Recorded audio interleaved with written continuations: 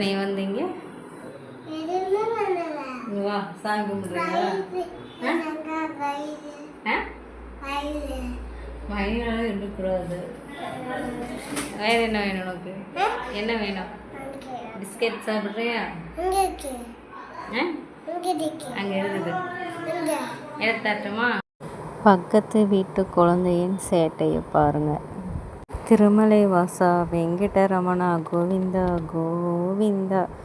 ஸ்ரீதேவி பூதேவி சமேத ஏழுமலையான் திருவடிகள் போற்றி. அலர்மேலு மங்கைத்தாய் திருவடிகள் போற்றி. ஸ்ரீரங்க ரங்கநாதர் திருவடிகள் போற்றி. ஆண்டாள் திருவடிகள் போற்றி. பெரியாழ்வார் திருவடிகள் போற்றி. தசாவதாரர் திருவடிகள் போற்றி. அஷ்டலட்சுமி திருவடிகள் போற்றி. லட்சுமி நரசிம்மர் திருவடிகள் போற்றி. லட்சுமி ஹயக்ரீவர் திருவடிகள் போற்றி. 108 திவ்ய தேச பெருமான் திருவடிகள் போற்றி போற்றி. கருடாழ்வார் திருவடிகள் போற்றி போற்றி. ஆஞ்சநேயர் திருவடிகள் போற்றி போற்றி. உப்பிலியப்பன் திருவடிகள் போற்றி போற்றி.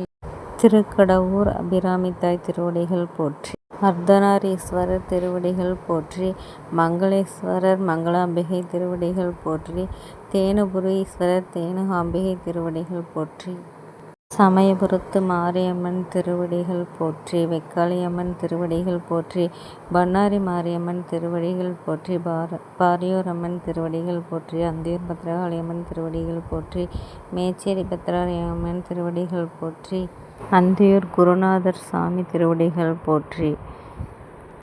கடவுள் ஒருவரே, அவருடைய அவதாரங்கள்தான் பல என இத்தனை குழந்தைகளுக்கும் ஒரே ஒரு தாய் அருள் பத்தாதென்று இத்தனை அவதாரங்கள் எடுத்துள்ளார்கள் கடவுள்கள். இத்தனை சாமிகளின் அருளும் நமக்கு கிடைக்க வேண்டும் என்று தினமும் வேண்டிக் கொண்டே இருந்தோமானால் எத்தனை கஷ்டம் வந்தாலும் அது மலையளவு வரும்போது பனியளவாக குறைந்துவிடும். நாம் ஒரு கோயிலுக்கு போகிறோம் என்றால் நாம் அங்கு எதிர்பாராத விதமாக நாம் நினைத்து கும்பிட்ட கூடிய பெயரில் உள்ள தெய்வம் அங்கு இருக்கும். இது கண்கண்ட உண்மை. உதாரணத்திற்கு நான் சங்கமேஸ்வரர் கோயிலுக்கு போகும்போது சங்கமேஸ்வரருக்கு பின்னாடி ஜோதிர்லிங்கம் காசிலிங்கம் எல்லாமே இருந்தாங்க. தினமும் போற்றி சொல்கிறோமில்ல, அங்கே காசிலிங்கம் போற்றி என்று தினமும் சொல்கிறோமில்ல, காசிக்கு போய் அவரை தரிசனம் செய்ய முடியாது. அந்த பெயரில் இருக்கக்கூடிய லிங்கம் இங்கே இருந்தது. அதனால் காசி விஸ்வநாதரை இங்கே தரிசனம் செய்தோம். அதுபோலவே மீனாட்சி காமாட்சி மற்ற எல்லா பெயரில் இருக்கக்கூடிய தெய்வங்களும் வேதநாயகி தாய் தன் சன்னதியை சுற்றிலும் இருக்காங்க. அங்கே பார்த்து தரிசனம் செய்யும்போது மனசுக்கு ஒரு திருப்தி. நாம் தினமும் சொல்லக்கூடிய மந்திரங்களுக்கு கட்டாயம் சக்தி இருக்கிறது.